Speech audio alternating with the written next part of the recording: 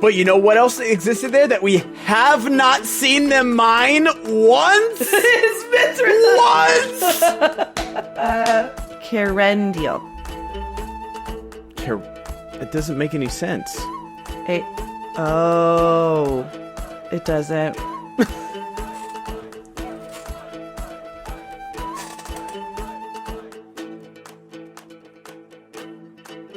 Sooner or later, he sees you.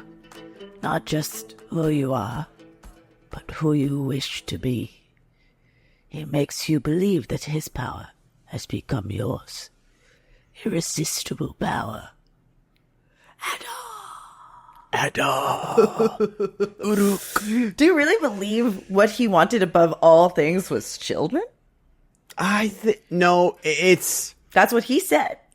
Yeah, and then he decided to march an army full of his children away from their home, where they are the most protected, and put them in harm's way again.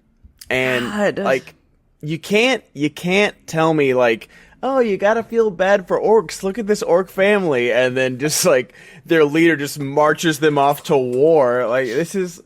Who does he think he is? The American president? Oh no! Oh no! Oh no! Politics! Not the orc industrial complex over there. Halliburton, let's go! Let's go! Right?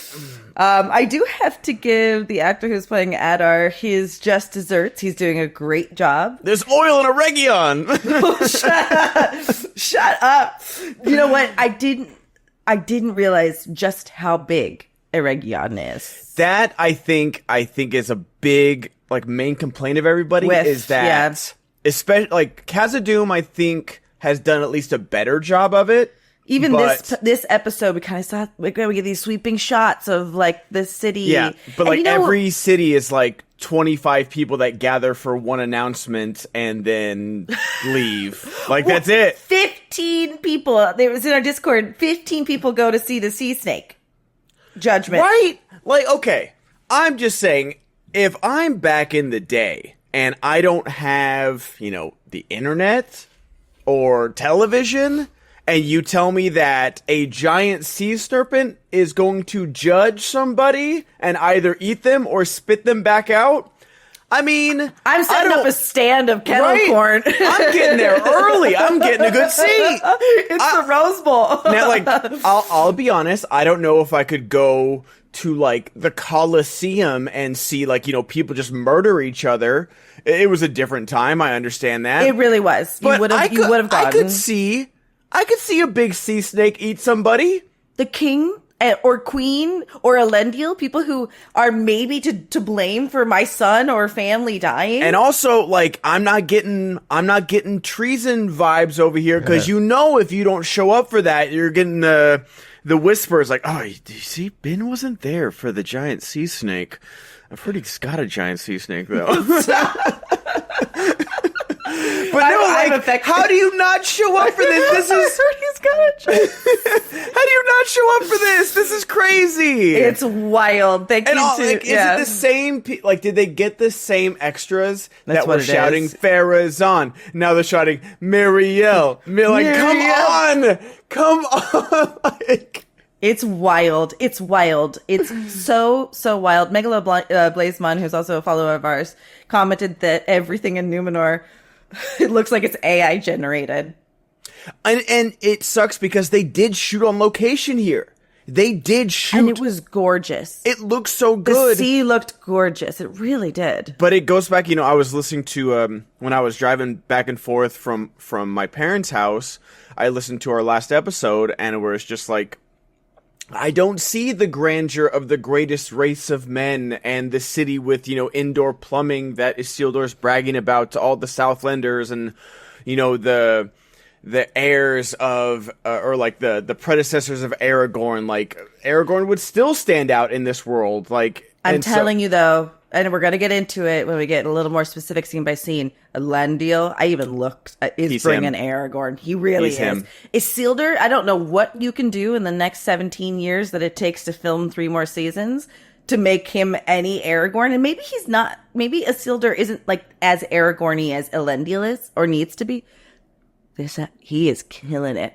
When he's in the hall against Wormtongue Jr., he's killing it. But what I don't want, and I mean, I don't want to speculate for, season 4 stuff that's going to happen in, 8 years or whatever. I don't want there to be, warning signs of who Isildur really was. It's just no, Isildur was, a pretty good guy. He is a good guy that got tempted. Yeah. That's all there is. I don't need, this, revisionist history of, no, we knew. We should have known, man. So right. And we're going to get it. And I'm not, that's, something I'm just really not looking forward to from this show. Because it would be so... Honestly, Ben, if they don't... I have a feeling they may not. Because it will be so much more of a betrayal if he's so good. If he wants to kill Sauron. And he knows about the ring or whatever. And he's so overtaken by it that he can't stop himself. Maybe. Let's just say, you're so right. It's hard to speculate 17 years from now. Yeah. But let's just hope they really set him up to actually be a really good guy that we believe to be a good guy. Because right now we're watching him on his toddling stages. You know what I mean? Going, oh, I've never been stabbed before. What do I do? So anyway, he was not to be seen in this episode. I am just going to say all over, just in general, I thought this was a good episode. I thought it was a good episode. I definitely have my gripes and criticisms with it. But overall, this is another good episode. This season desperately needs 10 episodes. That's the fact that we only have say. 2 left. The fact that we only have 2 left is my biggest criticism, where I think everything is falling into place very nicely. Yes, things are very rushed in certain aspects, especially with Durin the Elder. Insane. And that's where just I don't know why they decided on 8 episode seasons when you have to just I know you're not doing the Silmarillion, but you have to know that you're doing thousands of years of history in 8 episodes or in 5 seasons, or at least hundreds of episodes per season or hundreds of years per season. So I don't know why we went with 8, and maybe they'll switch to 10. I doubt it. I doubt it at this point. It just seems it's so weird because, last season we were talking about this seems like they stretch for time, and now we're just begging for that extra time. It's really true. It is hurting the dwarf plot. It really is. I don't think we need much more of what's going on with the stranger. I think we're getting just enough. Maybe you can get some Nori's more. not even in this season. It's crazy. I know, but I'm really okay with it. We're getting just enough of them. These what are these people? They're not the stores. Are they the stores? They're the stores. Okay, I'm just confused because there's the hobbits, the stewards, the blah blah blah. They're interesting. I like them, but even speed running the relationship with Poppy and nobody. Crazy. Why is she kissing him within a day? Within a day. A day. They gave, I like the moon eyes they gave each other last time we saw them. That was nice. I didn't realize that they were just gonna go for it. I mean, they're gonna have children now. Hey, shout out to them. Good for. I guess you when you know, when you're when you're on the brink of death, maybe it's I guess that's the thing you're supposed to buy. Anyway, you want to just jump into this like Muriel did, or do you got anything else to say? No, and I mean let's start. Where do you want to start? Do you want to start with the stranger and Nori and get that done? I guess so. That makes a lot of sense. Just the least interesting part of the whole series. So we'll start with Nori, and basically, I do love this part where it's just the Gunt is just why do you guys keep moving? That's stupid. Stop doing that. Yeah, because even Nori was judging them. You know what I mean? Yeah. And she, I like the, I was married under this tree. My husband's buried under this tree. I'll be buried under this tree. And there's things worth fighting for. And I like that. It's very Samwise Gamgee. It's coming out. This right there, this Gunt speech, and I just thought of it. This is how you pay respects or homage to other works without directly citing them in a really stupid and out of context way. I don't know what you're talking about, or Yeah, what I don't know. It's really, just randomly. I don't know why I brought that up. I don't know why you're bringing that. Yeah, it's not like you're relevant to like this very original piece of work that doesn't lift anything from not at all. Cool, Sorry, sick. I didn't mean to. We never go on tangents. So Totally derailed the show. but yeah, I do like this conversation where Nori thinks she's like Nori is a very mature and smart Harfoot, but she doesn't have it all figured out. And I like this conversation. And this is one thing that I could have used more of the Harfoots of like, hey, how did these two fall in love? Because I like Poppy. We spent all last season being like, Poppy better be in season 2. I want my Frodo and my Sam.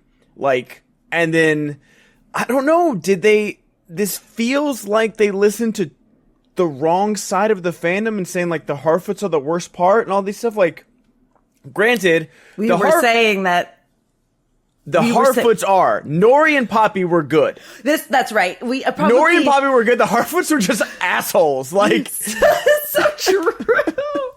When Poppy's like, you have to. This is not just for them. This affects all of us and your parents. Let them fucking die, bro. Let them go roast in a fire.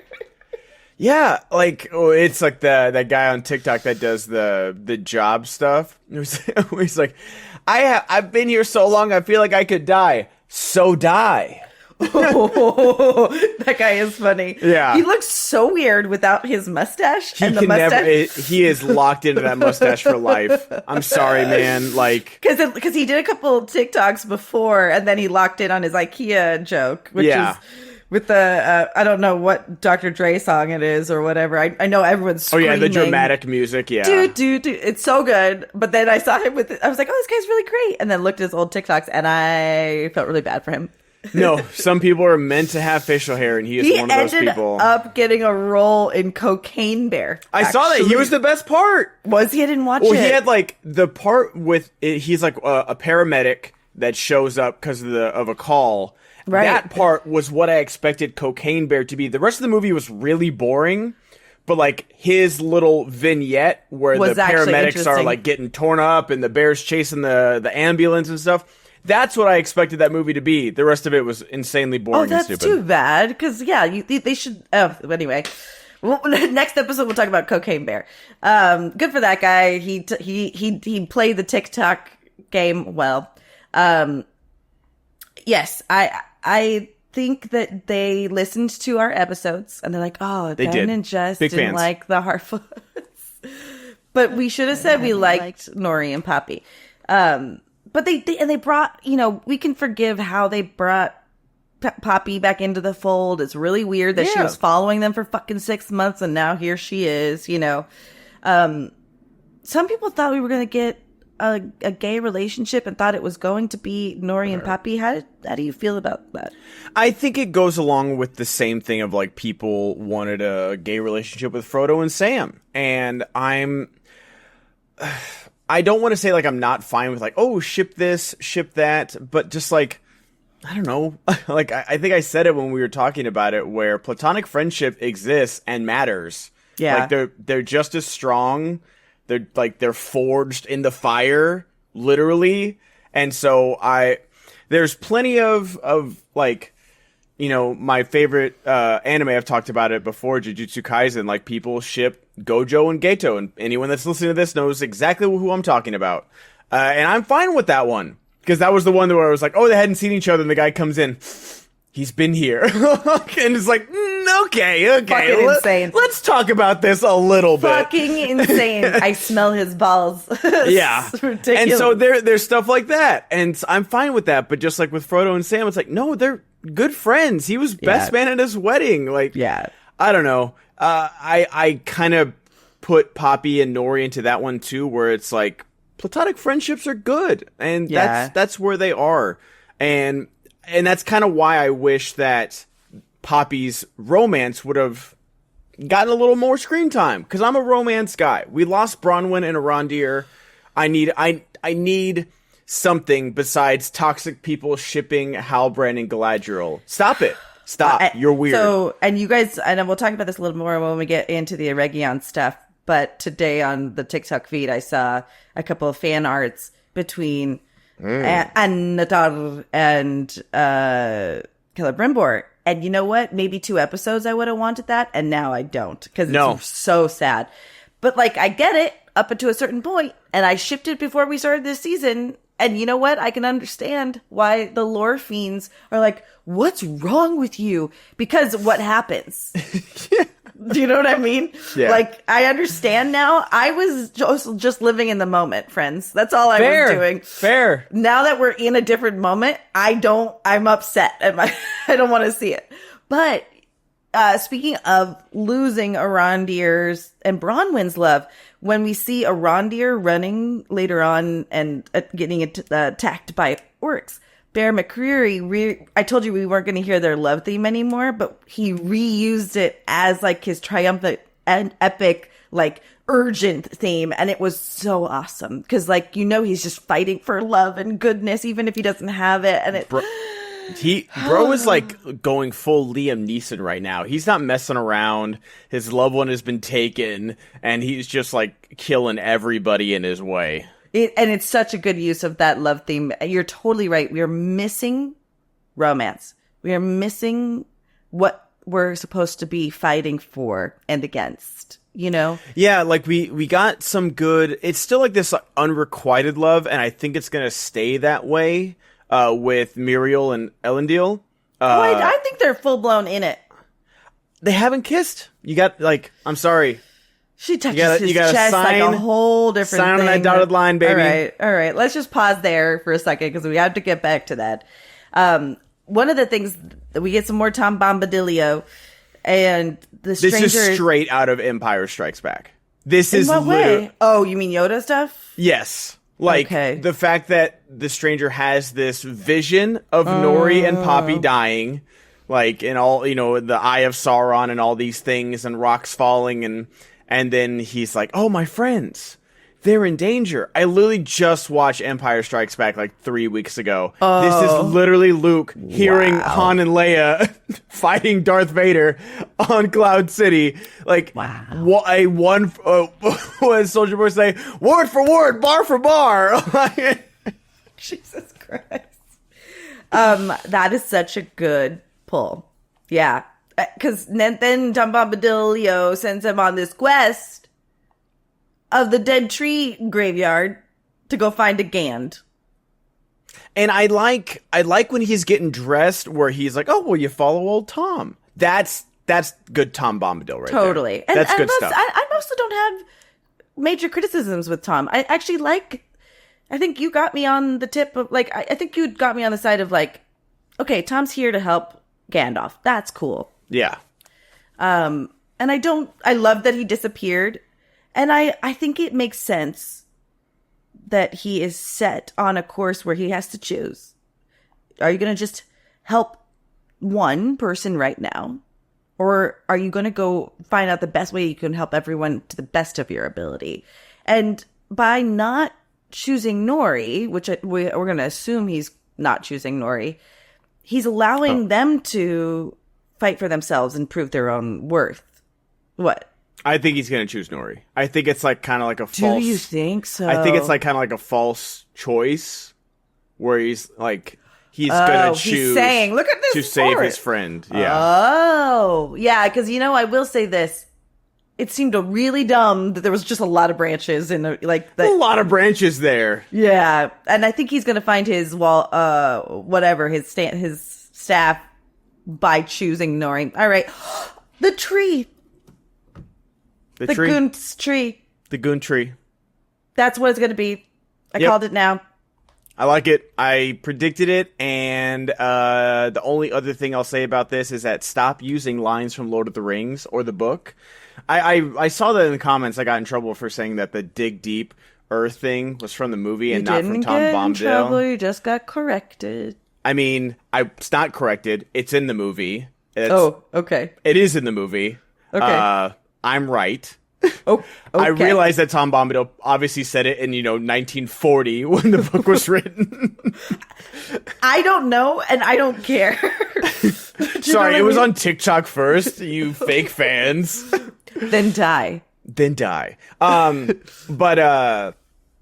the only, like, many that deserve life get death, and many that deserve death live. Who are you to do that? It's just egregious. It's so bad. Stop doing it.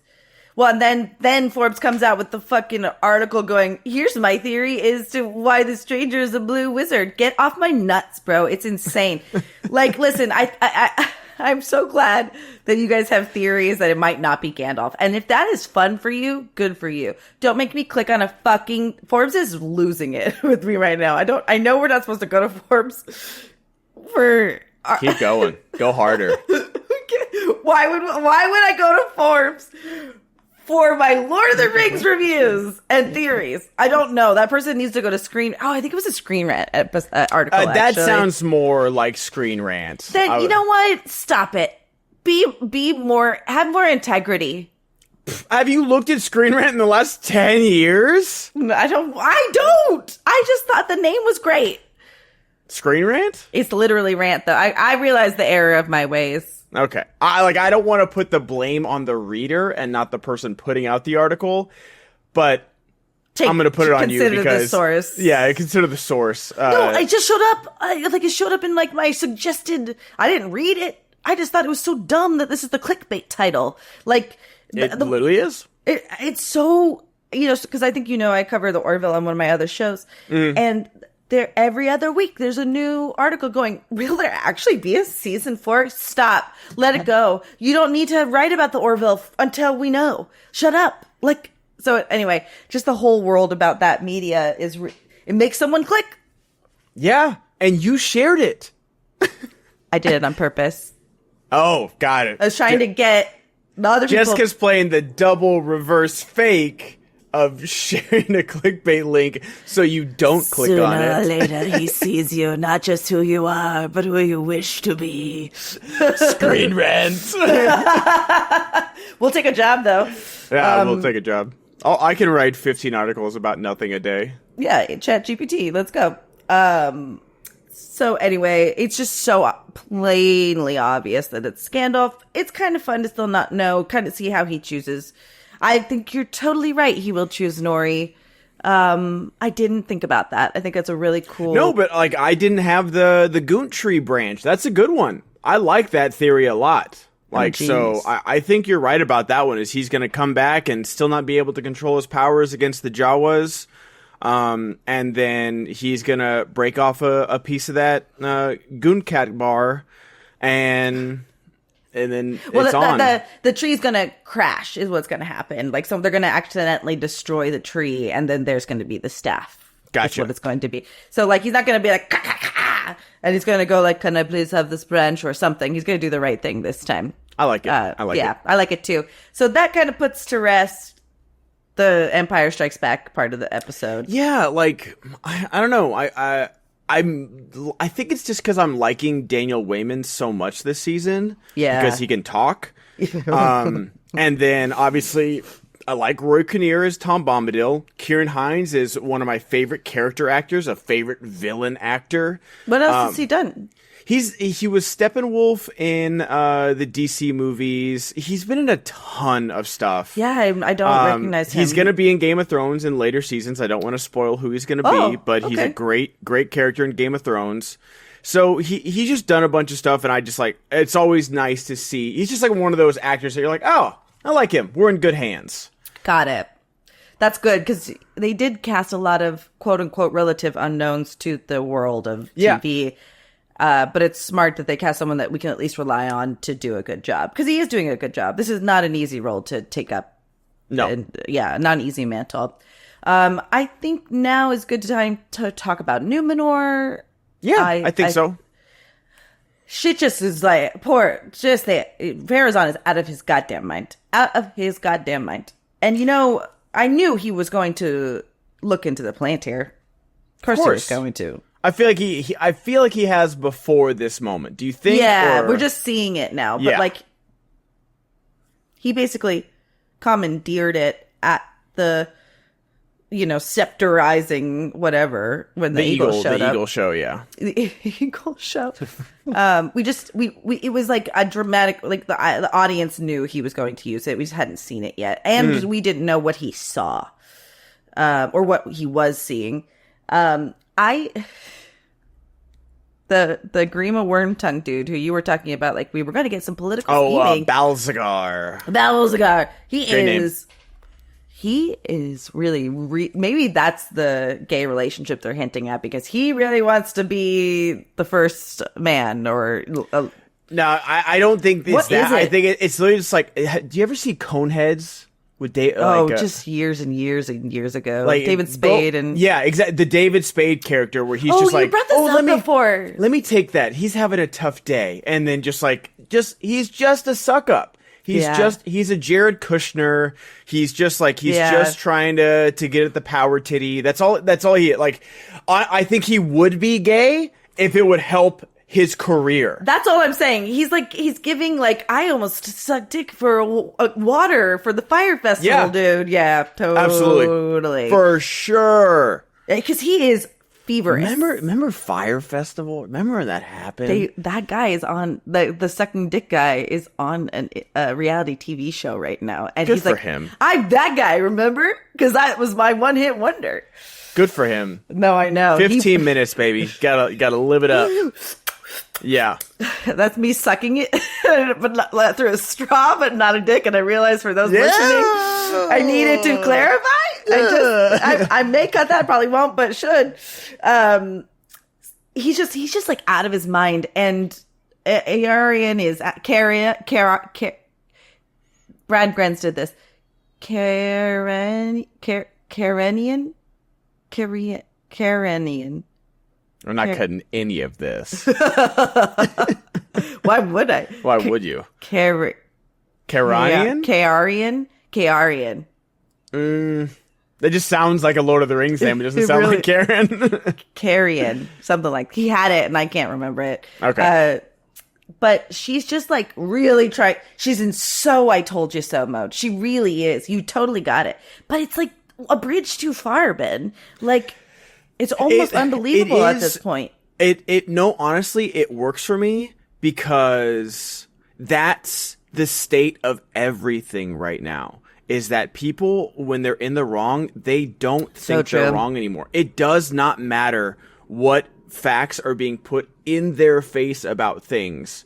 Like, I don't even need to bring up, like, current day politics, because I honestly don't even think that's what they're doing. I don't think they're doing any kind of allegory or anything. I think they're just like, this is just how it is now. Well, it's also how people are, right? Yeah. Like, I was raised by that kind of person, that you dug into the ground as opposed to go, oh, I was wrong. So you're totally right. Maybe it's just that I'm so enlightened that it's really hard for me to understand people's poor motivations. Can you do her nickname again? Because I think that's how enlightened everybody needs to be right now. K.I. K.R.ian? Caridian? Carry on? Sign up to our Patreon so Jessica can tell you her name. No, but, like... Fuck you!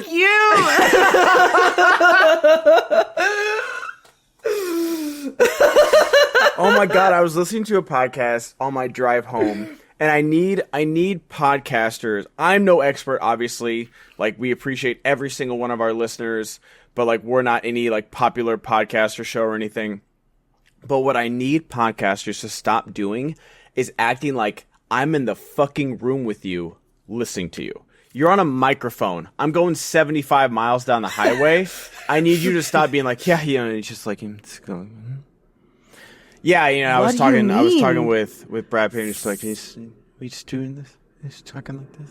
Stop trailing off on your sentences. Stop whispering like I'm in the room and we're just like having a conversation over dinner. What the fuck? Talking to your microphone and perform. enunciate. Perform. It's a performance. It really is. And listen, Ben and I genuinely like each other. We are we're no pretense, but we also are very aware that a camera's on. Yes. I may not be that aware with how loud my mic gets. Yeah. But I still am aware. That's wild. Maybe it's like ASMR, like, hey, yeah. No, they're talking about movies. Like, why? I don't know. It that? happened so many times on my drive home in this one show, and I was just like, "What are you doing?" Name the show. Name the show. Name the show. Don't do it. Okay. Don't do it. But yeah, it was incredibly frustrating. Yeah, but yeah, you can hear at 70 just advice, miles. You are not in the room. As much as we want to pretend like, oh, we're just having a casual conversation with our friends. No, you're on a show. Yeah, You're sure. a produced production, if you will.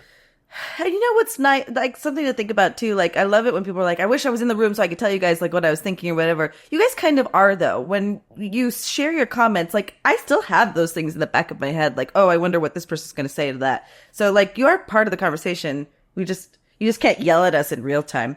Yeah.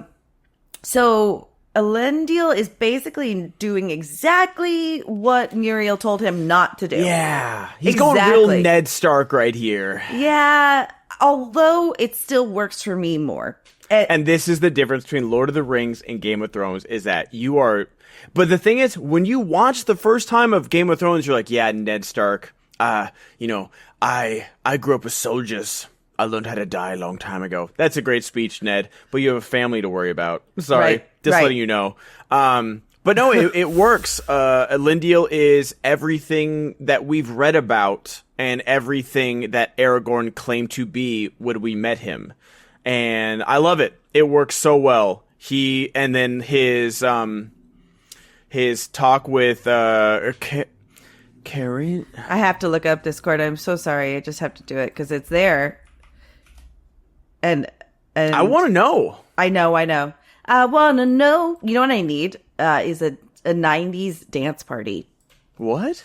I want to have a 90s dance party. Why 90s? Because I was too young to party in the 90s, but I know the songs like What Is Love? And I want to go to a party where it's like fucking 90s. I saw a TikTok where this dad was like dropping his kids off at like a 90s dance party, and he was like, I know all these songs, and I was like, fuck, I really want to go to that kind of party. That sounds fun. We're so close. We're so close. KR, where's Brad? Where did Brad said it.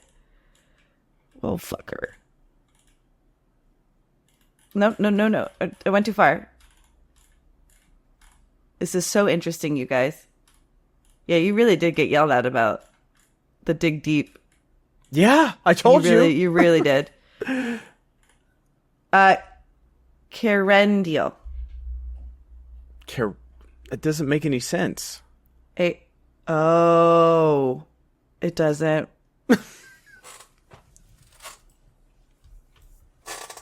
Brad.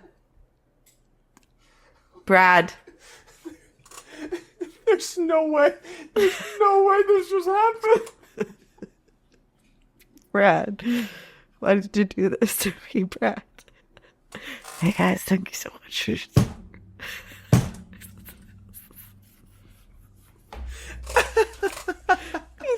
did it. Oh my god. Her name's Aria.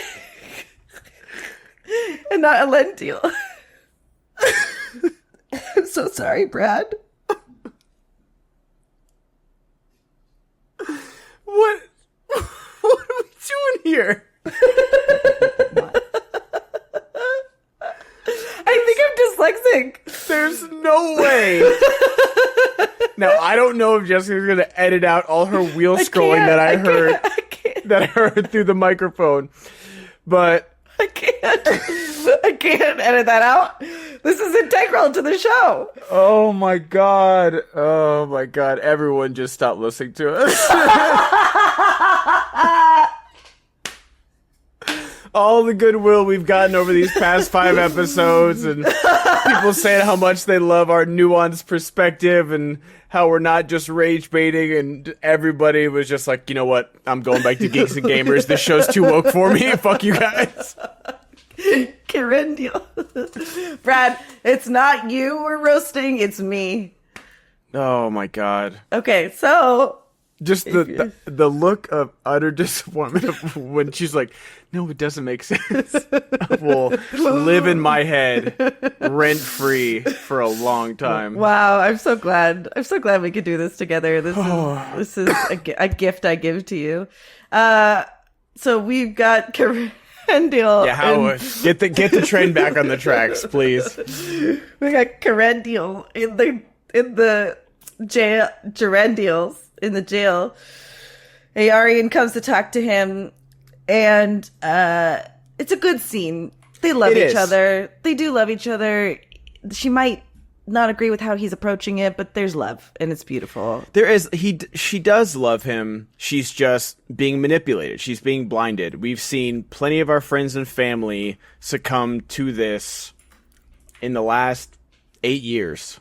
You know, I think this is where 10 episodes helps us, so that we can see, you know, when she says, he said you'd say that, and she brings Muriel, which is actually really cool. It was a good moment, but yeah, where is all the time that they spent together where he's manipulating her? Or I want to see the conversation with her and Muriel to get her here.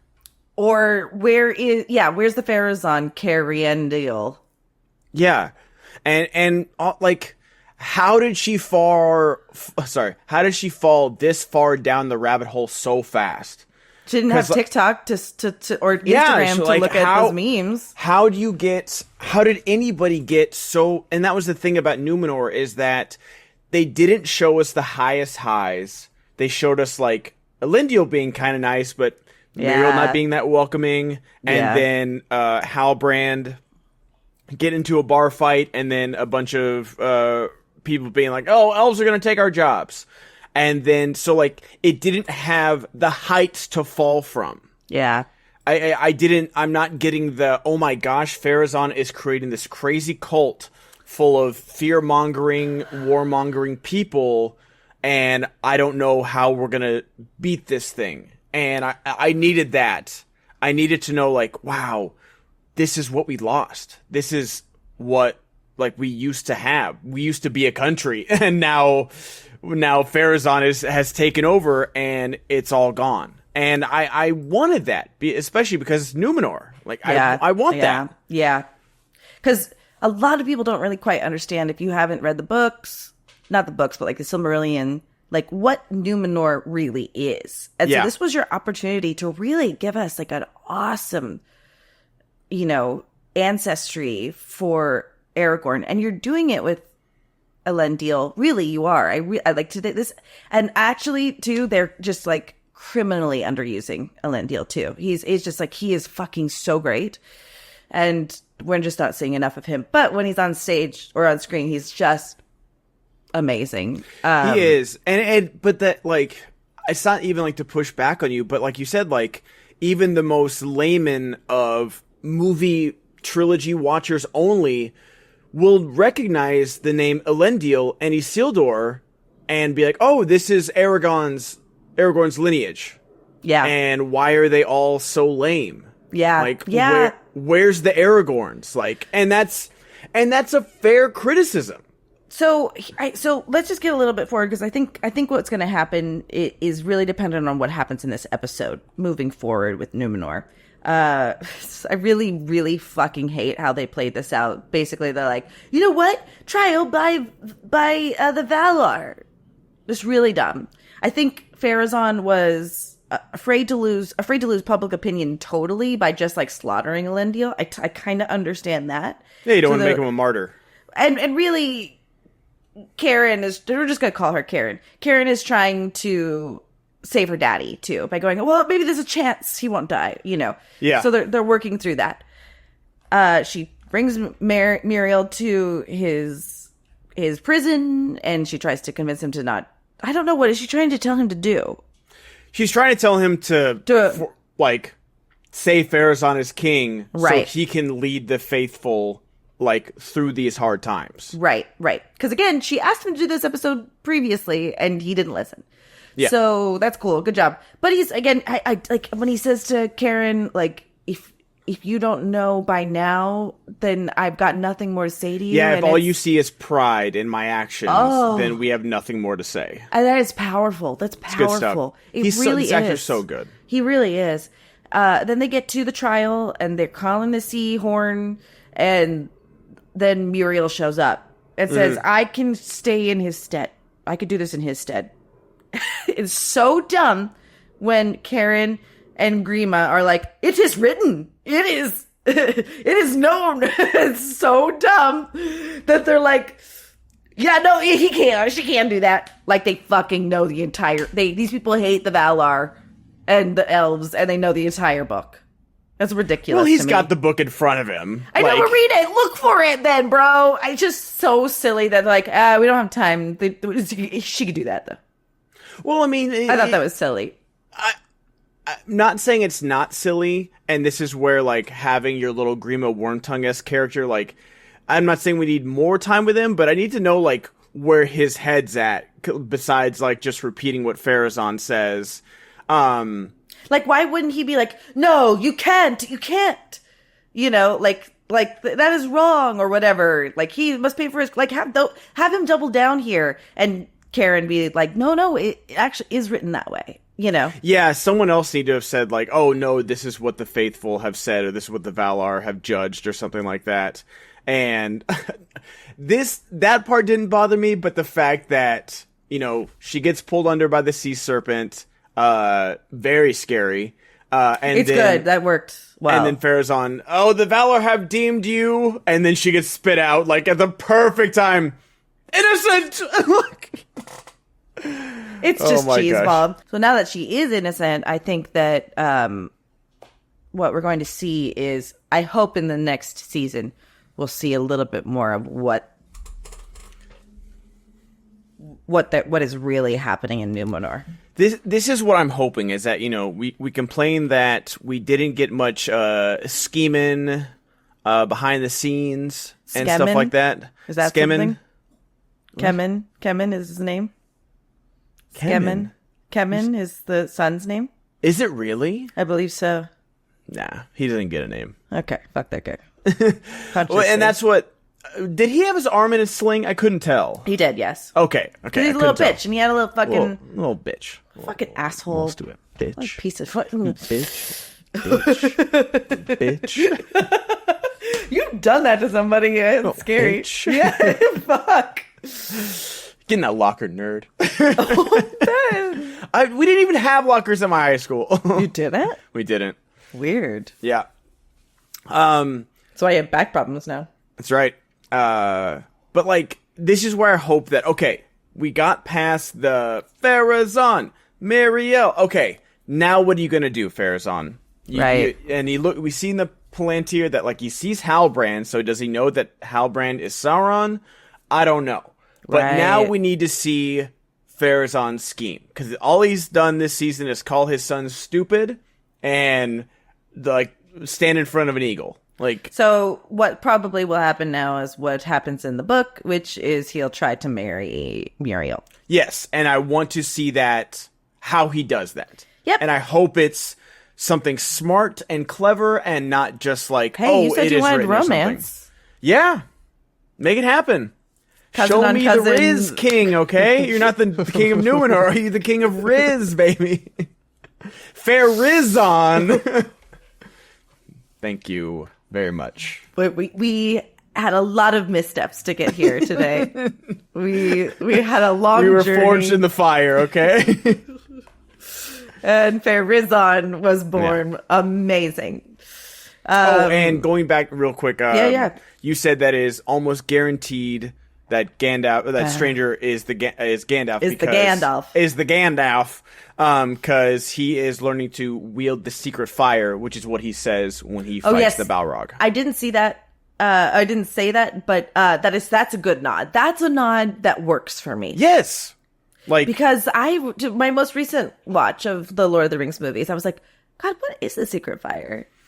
It's kind of cool that there's like It something is. he's talking about that we actually don't know, but that's scary to the Balrog, you know, or that's meant to intimidate the Balrog. Here comes the Balrog. We have to show you that video. Okay. Everyone press pause. Go look for the grandma going, here comes the Balrog. Yeah, I thought that's how you do it. Let him be the keeper of the secret flame. Don't tell us, can you give it to them? I'm doing my best with a line that was already read by Ian McKellen. Yeah. It's not great. That's all we got for Numenor. I'm wondering, do you think I know we'll see Numenor before like the season ends? Yeah. Or do you think what do you think is gonna close out Numenor for this season? It's a really because great I feel question. like a lot of where this episode ends, I feel like a majority of our time is going to be spent in Eregion. Well, we have to see for battle reasons. Totally. I think we have to see what shakes out now. I don't have a hit as to what it is, but hit is an improv term, by the way. I don't have an idea as to what it is, but we have to see a reckoning between Pharazôn and Muriel. Does he start the Riz now? Do we see her become queen? So we have to see something like that, and then there's what? Yes, okay, and shut up and fuck you. I'm so improv right now. I'm so in it. I'm so in the zone, man. I'm so but give me but a place. Give me a if I person, really everything. if I really was, I wouldn't be shutting you down with your yes and. I was gonna say maybe we'll get like them actually kissing, but I think Elendil is hurt by what Muriel did. I think he's hurt by that choice. So I think we're gonna have to see what happens between them. Mm-hmm. And what her choice to take his place meant. And I'm sure he's grateful that she survived, but I don't think he would have wanted her to take his place. So we'll see what happens there. And we have to see what Pharazôn is planning now. And probably that is finding out how to get on Muriel's good side. What do you think? I think so. And that's the thing is that this doesn't feel like a finale type beat. But I am curious because there is so much happening in the other storylines of what we're going to get here. Yeah. But yeah, I'm curious. We'll I want something. to know. I am curious. I like the Numenor stuff. I wish we got a little bit more grandeur in our Numenor of what this place was meant to be, but I'm still here for it. So I'm very curious, and I'm more than positive about what's going to happen. I think we have good things ahead. I feel like they must have felt like they had to just get through this part of the season or the story so that they can make it about Numenor next season. Yeah, I think season 3 is going to be very heavy in Numenor for sure. Really, and you know what? If they do a good job, it'll be excellent. Yeah. If they don't only cast 16 fucking extras. Bro, cast some extras. It's unbelievable. So we now are in Eregion. We're in Eregion. Also in our Discord, it was mentioned that there was kind of you could kind of map dementia over what Celebrimbor is going through, and it is really sad. He's having a hard time. He's losing it, man, and the actor is doing such a good job with this slow descent into madness while being gaslit constantly. So sad. And no one else sees it too. And it's just they're like, oh, we are worried about him, but we don't know what's going on. And it is very hard to watch. It is hard to see this happy-go-lucky elf in his, wonder years, just enjoying life, and we're gonna build a new tower in Eregion. That sounds good. I'll never be my grandfather, but I can leave this lasting legacy. And then just the absolute worst thing keeps happening to him. Someone shared that Simpsons meme where it's Bart's this is the worst day of my life, and it's Homer being the worst day of your life so far. Jesus Christ. Jesus Christ. Yeah, it's one after another for this guy. And And I said earlier in the episode, like, I shipped them. I loved it. It was awesome to watch. And now it's just really painful. Not in a can't watch it way, but in a, like, they're really doing their job with the Eregion way. They're doing a really, really good job. Like, this is such a strength of this show, has been these two actors just giving us the good stuff over and over, every scene they've got together. And even, like, even in the smallest ways of just, like, oh, I even thought my hammer was right there. What, that hammer? And it's there. And you're like, son of a... This motherfucker doesn't stop. Like, give this guy a break. I'm begging you. And he just doesn't. And, like, he can't remember... Merdania's name. I couldn't either. I was like, I couldn't either. I was like, it is to it myself Merdania? right now. Okay.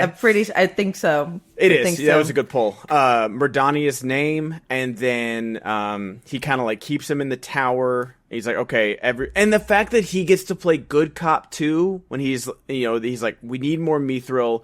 You guys aren't doing your job.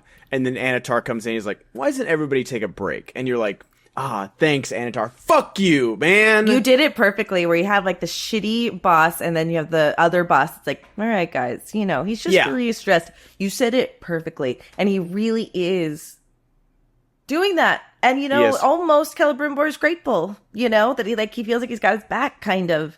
He does, and it's poor Celebrimbor. It hurts so much, dude. It does. It hurts. It hurts a lot. Hurts. And like him basically taking over Eregion, being like, hey, you stay here, take a rest. I'll go handle the affairs of whatever Eregion needs. They find an elf body with runes on it that says, where is he? It says, bury him and don't tell anybody about this. It's just like, what do you think his motivation is for telling Merdania what the Black Speech says? I don't know. He's manipulating her. Let's remember he told her that Celebrimbor was him, that she saw in the light realm, and that Celebrimbor's like losing it. And then where is he? Is he playing her to make her think that they're talking about Celebrimbor? I don't know. I think this one is kind of like a more for the audience than for her. But also, I just think that he's like, she's never going to figure it out, so it doesn't really matter. Totally. Because he throws her back so casually. He's like, I'm not worried about telling you. You're of no consequence. Oh, poor girl. I know. I was her. Little cutie. I've been here. I've been there. I feel sad for every girl in her 20s. I really do. But I just love all the stuff that they go through in this episode. And then what happens next? Where I guess kind of what's going on with Adar and Galadriel sort of relates. I was gonna what's put going that towards here. the end. I think it's both, but yes, because it's an unlikely pairing, and that scene frustrated me because they basically split it up into two scenes when in reality it could have just been like a good drag out fight. And yeah, like he like chains her up and then leaves, and she comes back and he comes back and she's like, okay, fine, he's Halbrand. Yeah, it's Sauron. I had a question, like, how did he fucking figure it out?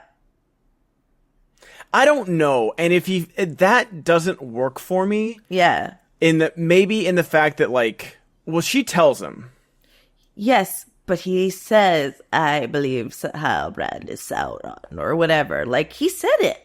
Does he say it? Okay. Yes. And that makes no sense, because then he could have killed him. He did send a spy after. No.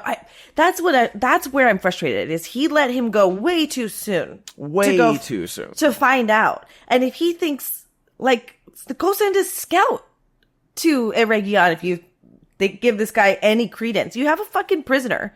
Yeah. In the king, quote unquote, of the Southlands.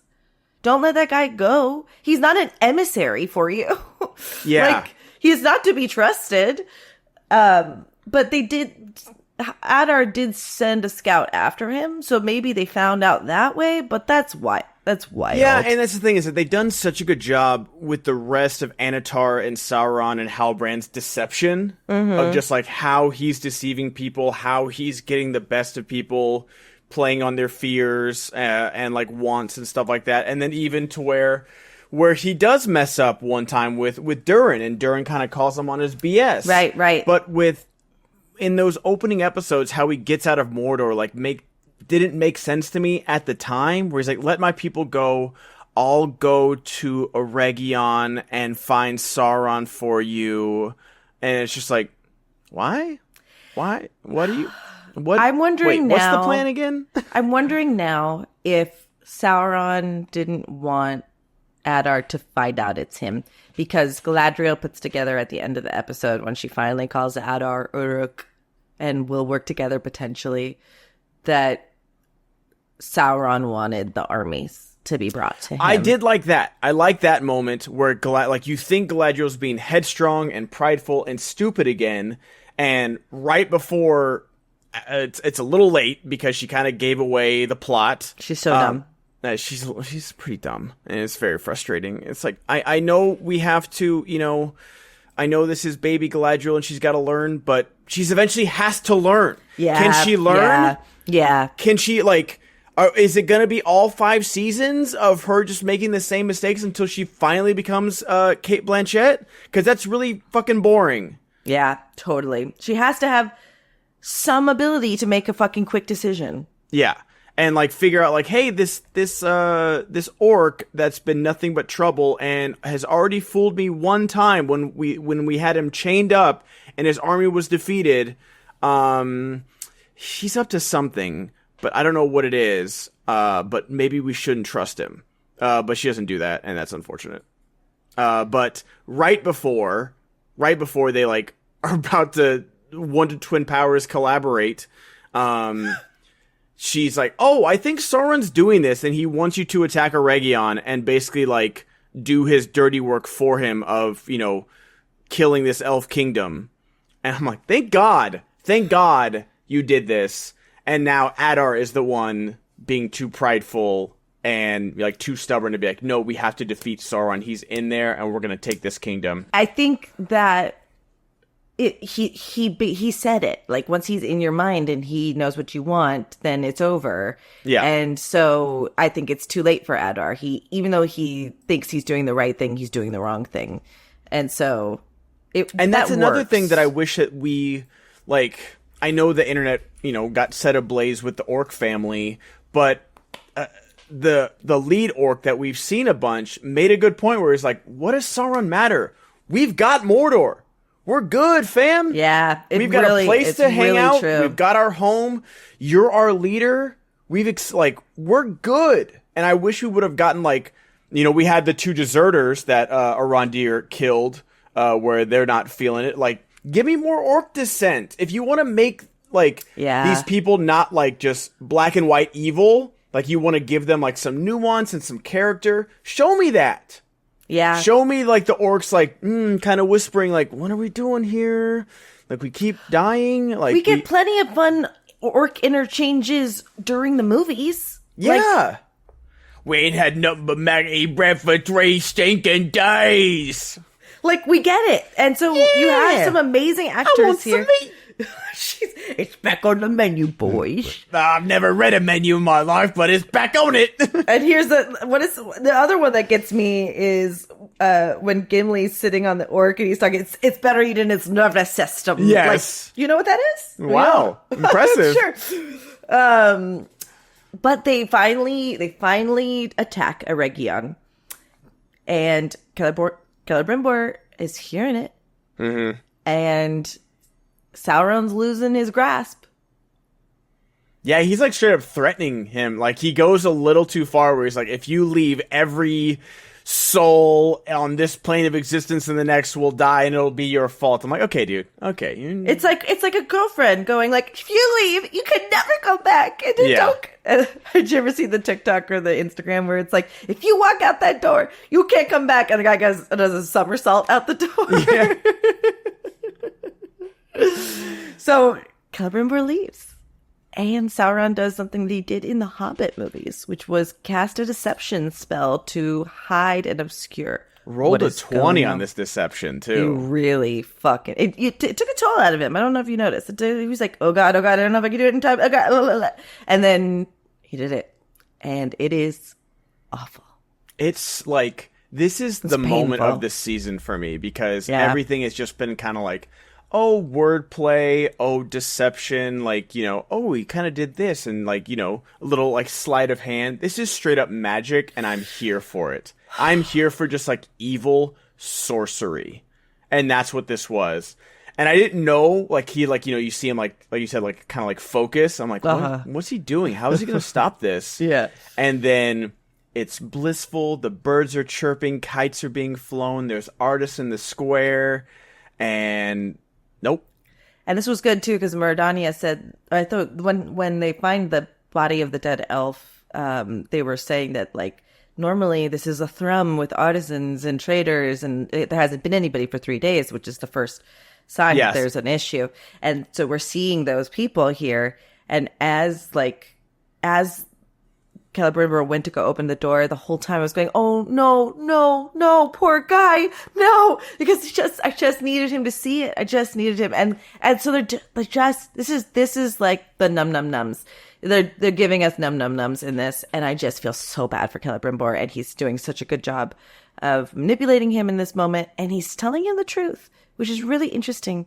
The Silmarils will be pale in comparison, and the rings will be talked about.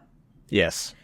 And he's basically saying, in a little meta way, everyone knows the Lord of the Rings. A lot of people don't know the Silmarils and what that's about. No, it's true. It's such a good scene to like go to not just depend on like the delusion of what he's presenting to Celebrimbor, to like add on top of like, oh yeah, and the things you're making are much more important. And they almost fucking derail one of the best scenes of this season by saying the word precious. Stop it. Stop doing what you're doing. I know. I don't, like, nobody needs this. No. You're not doing anyone any favors besides reminding other people of different works that they might like better than this. Like, stop it. Listen, I think they really are trying to make this something that you watch as you lead up to your rewatch every year. They really are trying to make it hand in hand, but it's too heavy-handed. It really is.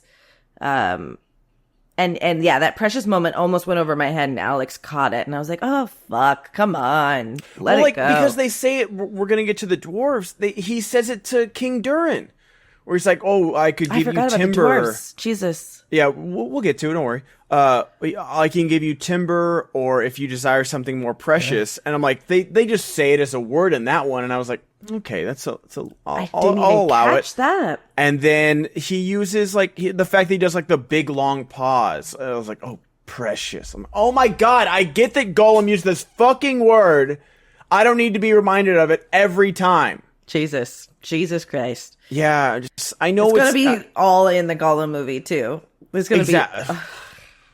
It's so frustrating. Like we have given you the benefit of the doubt of like all your reimaginings, all your reinterpretations of the lore and everything. I'm fine with that. Yeah, we're here for it. Be your own thing then. Stop referencing the other works. No one wants that. Yeah, be your own. Right. Stand on your own 2 feet. I'm good with like a reference here or there. You know, like, at the end of the last season, like, always follow your nose or something like that. Yes. That was fun. Yeah. Especially when we've been no wondering, idea who this fucking guy was. Yeah. And you're like, oh, he might be Gandalf. Okay, that makes sense.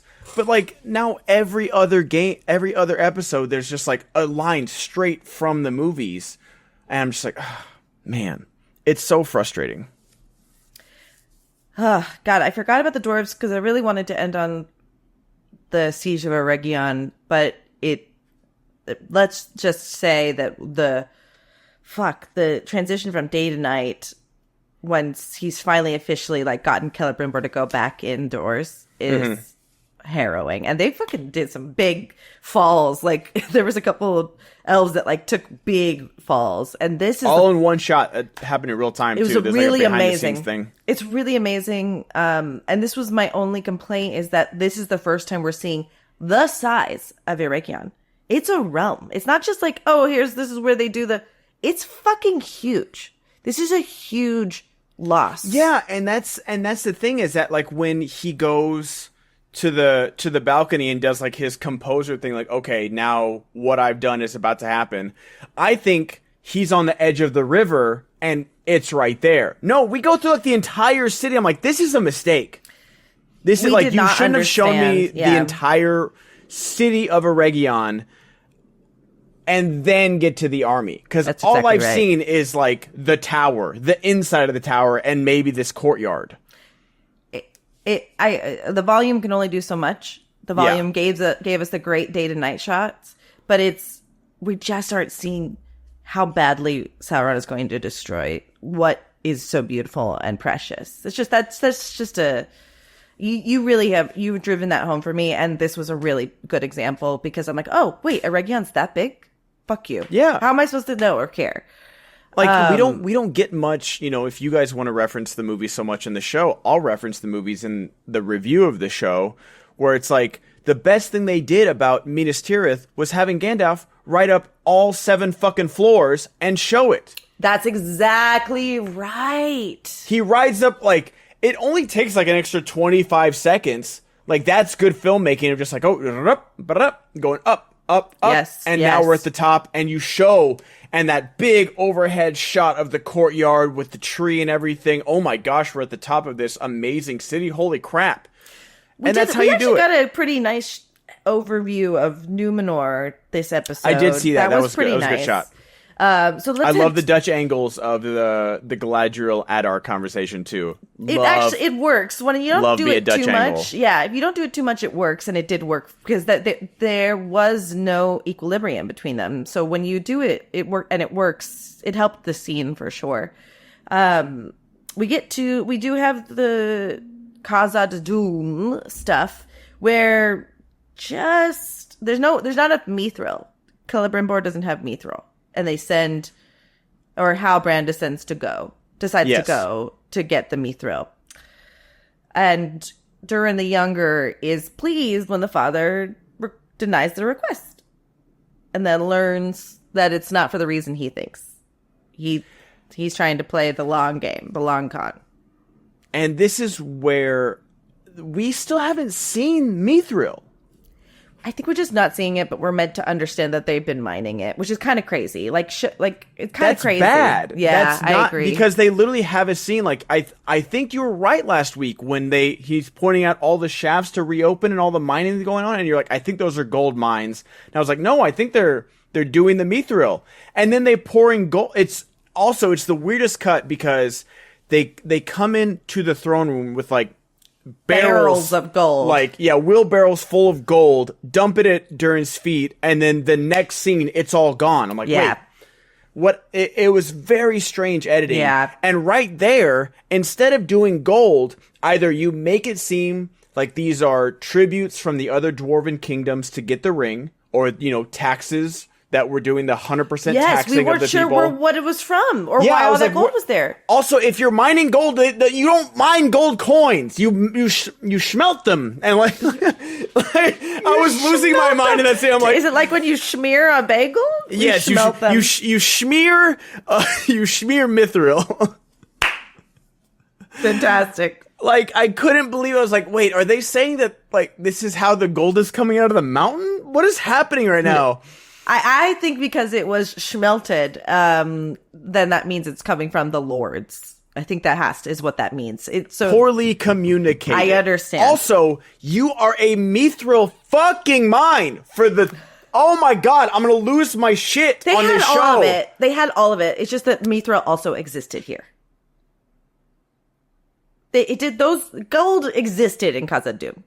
Are you sure? No, but I'm just saying. It also could have existed there. Okay. And that there was also mithril. I'll allow it. But you know what else existed there that we have not seen them mine once? It's mithril. Once! It is the key to everything that you have made. You're not wrong. You're not wrong. And then suddenly, like, after Durin the Elder says no to Anatar, he's got, like, this powdered mithril that he's probably put his blood into it when he cut his... What happened? I don't know. I don't understand. I love the dwarves. I love the dwarves. why are you so afraid of actually showing them take mithril from the fucking ground and showing it to me on screen? Show it to me. Yeah, it's so strange. I couldn't agree with you more. It's so Jessica, weird. we have not seen them mine a piece of mithril. The piece from season 1, Durin just had it. And they brought it. And then the piece that Disa and Durin the Younger gives them this season, they just had it. And then Anatar just has mithril dust. We haven't seen them mine a fucking speck of the most important ore that this show has told us to just pay reverence to, that is the key to everything. Do you want to just quit watching now? I think I'm done. It's just, you're the one telling me mithril matters this much. Right. You guys are. I'm not saying it. Right. I like Bilbo's shirt. That's a cool little piece of armor. Mithril was a cool little, light as a feather, but as hard as dragon scales. Right. That's great. I'm all for that fantasy shit. Absolutely. But don't tell me it is literally the key to saving the elves on the face of the planet, and you're never gonna, and it's gonna be in the 3 rings, it's gonna be in the 7 rings, and it's gonna be in the 9 rings, and you're never gonna be hit with a fucking pickaxe? Come on! I mean, we did see some mining, but it's not mithril. It just looks like they're hitting stone. And that's the thing, is that, you know what just I mean? show me the veins. Like the big scene from the Fellowship, we're getting a little bit more light, and you see the veins. Gorgeous. Oh my gosh, it's just right there. And so he's like, oh, well, we're going to mine for more mithril, and there's going to be weapons and, armor, and we're going to be, literally like war profiteers. It's like, again, just every style of corruption that this ring is giving Durin. Yes, that's exactly right. It's becoming comedic at this point, well, honestly. And the worst part about it is that they even say in the poem that, even in the beginning of the Lord of the Rings movie, the dwarves were hardy against the corruption. For this to have happened to him, he's gone, dude. He's faded. It shouldn't be. There's no reason not a lot of, anyway. And this thing is, I like the scene between the father and the son where he's like, oh, the ring belongs to me. He's like, no, you belong to it. Great line. It's very good. Prove me otherwise. He doesn't. He pushes Durin across the fucking hall. It's great. It's sad. And then we get the best couple that exists ever deciding to take matters into their own hands. Okay, so why? Okay, I know Durin wanted the mithril.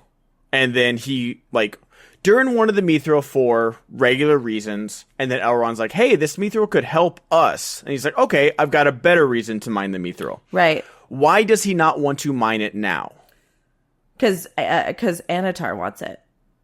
But his dad said no to Anatar. Is he saying that, he doesn't want to be, a war profiteer? No, an arms dealer? So, hold on. He says no to Anatar, but he's still mining it so that when Anatar comes back, he has more of a hand to play.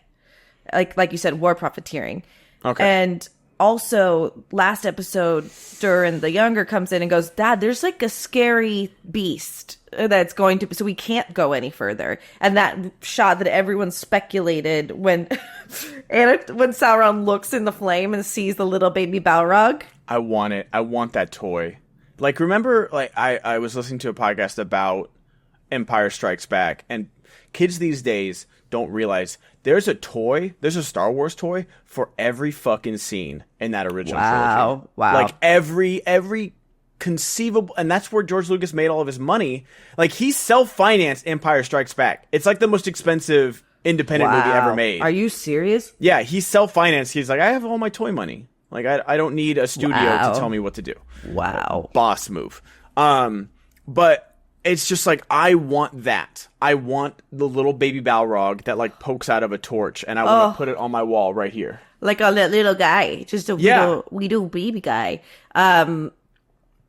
It's just a very funny, weird thing. It's don't worry, you guys, there's a Balrog. Yeah, a lot of these trailer moments have just been okay, so they're just trailer moments. They really are. I think that's exactly right, that they just built the trailer around that. That's 100% what happened.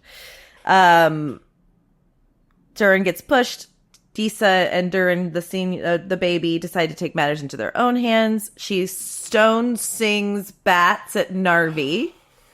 You didn't like that? You didn't like that moment? Like, I love Disa. I love Disa. She's great. This is the dumbest fucking thing.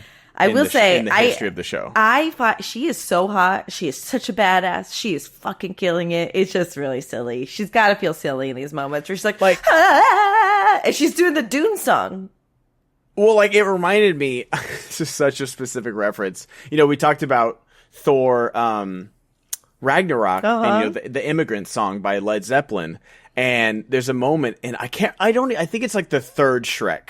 It's like the third Shrek where like all the princesses sing and all the birds and stuff attack all the evil characters. Okay, I sort of remember this, yes. And they goes into the Immigrant song, Oh, yes. And that's what it reminded me of. I'm like, you can't remind me of Shrek 3 while I'm watching Lord of the Rings. Yes, you can. They did. Yeah, apparently they can. That's I was wrong. I was wrong again. And it just like, man, it's extra tough because like if Poppy or Nori did something like this, you know what? Okay, you know, I'm already whatever. But this is Disa and Durin. It's like my favorite storyline, and you're gonna do this? Like, again, we just saw Sauron like mystical, magical mystery tour his fucking way around Celebrimbor with like the illusion of all illusions, like David Blaine over here. But like, I'm there do for the Chris Angel. He did do the Chris Angel. He went full mind freak on him, dude. You really did. You're freaking my mind, Chris Angel. But this was a Bridge of Khazad-dûm too far. Dude, I'm on fire today. You actually are. I think I resigned today between Carendial. What's wrong with me? Kill me. I'm with you. I don't know. They really are underserving us some dwarf. Apparently, next episode, Elrond will be back with Durin, which is just also criminal that they kept us from the best part of the first season. You've waited 7 episodes to give us those two back on screen together. It's actually upsetting when I think about it. I'm looking forward to it, though. Yeah. And overall, Ben, I'm enjoying this so much. It's just not without its, like, yeah. I think moments. overall our review has been positive, but it's just like the show keeps shooting itself in the foot with all of its movie references, and then it just like, luckily Disa and Durin have gotten like they've earned a little bit of leeway that I can forgive singing to the bats. You know what? I can't blame Sophia, I believe is the actress's name. She commits, man. Yeah, she's going all in. She didn't write the script. I'm not blaming her at all. It's a silly moment that I was just like, oh, okay. And it also felt like a moment from like Goonies where they're like, oh, we'll be ready for them. Like, or like Home Alone. I thought you haven't seen Goonies. I haven't seen Goonies, but it felt like a kid moment of like, oh, we'll be ready for the robbers when they come back and invade our home. It's like, okay. Like, okay.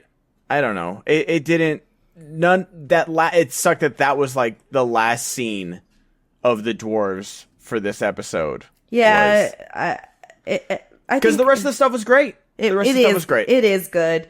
I don't know. Would you have the bats come attack them and give them rabies? Or if she's a stone singer, could she have caused a little avalanche to separate them? That's what I thought that she was going to do. Is that she was going to block the passage and like stall for time. And you know, granted they are dwarves. They have a ramming thing there. So maybe she really did have to get rid of them in a different way. But I don't know. They're trying to do their best in the face of like unprecedented times too. So 10 episodes. Really and truly. You're so right. It's the best criticism you've ever had in your life. Don't stop. This was your episode, by the way. This really was you. But it's like, and I'm not saying that I will say it actually. I don't mind saying it. I'm a little thirsty for action now. And so like you've been promising this like 3-episode battle. Now it's 2 episodes because I'm sorry, the final shot of 1 episode does not count as an episode of battle. So if you're telling me that Durin and Elrond get together, so that means Elrond makes another stop at Khazad-dûm before he gets to Eregion? Well, because I think also the person who's just dropped off the face of the earth is Gil-galad isn't sending anyone to Eregion. Okay. So I think he goes to the dwarves to ask for their help because he's got nothing to help him protect Eregion. So this next episode is going to be Eregion getting their asses kicked. I don't know what Galadriel's going to be doing, and then probably the finale is when maybe the end of next episode, Elrond's going to show up with but with still the army. lose. Yeah. Overall, great episode. Overall, still looking forward to what's going to happen. I think we are going to get some great action. I will say the end of the episode with the fireballs that we knew were coming because of the trailer. It was scary and it was incredible because I was thinking about in this time, you don't see shit like that. Granted, we also don't. We're very fortunate. We don't see fireballs. Right. But if you're on the front of that war, that is fucking wild shit. It's wild. So I thought that was really cool, really well done. It built they finally ended the episode strong, where they've been kind of wah before up to this point. So they really did a good job. We want to know what y'all think. We also want to thank you guys for your positivity and appreciating what we're trying to do here. We've gotten a couple tweets from you guys, which really does help us so much. If you see a tweet from us, retweet it. If you want to tell your friends and followers that you enjoy us, that really means the world to us. There's so many different ways you can get in contact or support our show. You can join our Patreon for free and just watch us be weird little goons over there at patreon.com/podcast of the rings. If they're watching on YouTube, what should our friends be doing, Ben? Make sure you guys leave a comment, leave a like on YouTube. We've really enjoyed and it's a very rare thing when people say they can enjoy YouTube comments, but we really have. We really do. And we get a lot of good conversations out of them. We get a lot of good feedback. And also on Patreon, guys, we are back doing our Game of Thrones podcast. We just got done with episode 2. Episode 3 will be coming out soon. We're doing that weekly. I'm really loving watching these series back to back and diving back into Game of Thrones as well. So make sure you guys sign up, patreon.com/podcast of the rings. There's so much fun content from Ben and Jess, your favorite podcasters. Your favorite podcasters. You just talk to you like you're in the room. Just talk to you like hey, did you see that thing the other day? It's really fun. It's really good time. Kamala Harris 2020. Until next time, Ben. Yeah, 2020. What did I say? 2020? Yeah, vote for dude, 2020. I lost 4 years, dude. I really did. May our paths meet again, everybody. Fuck.